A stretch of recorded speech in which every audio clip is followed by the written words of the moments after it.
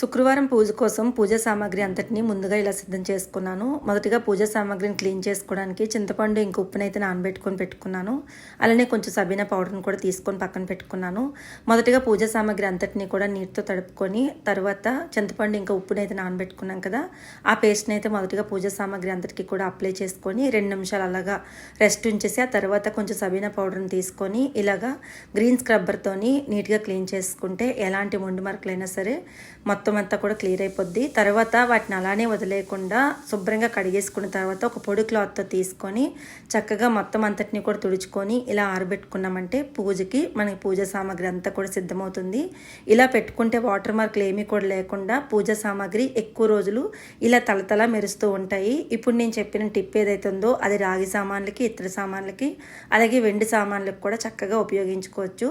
So ఈ tip నచ్చితే కనుక వీడియోని లైక్ చేయండి, ఛానల్ని సబ్స్క్రైబ్ చేసుకోండి.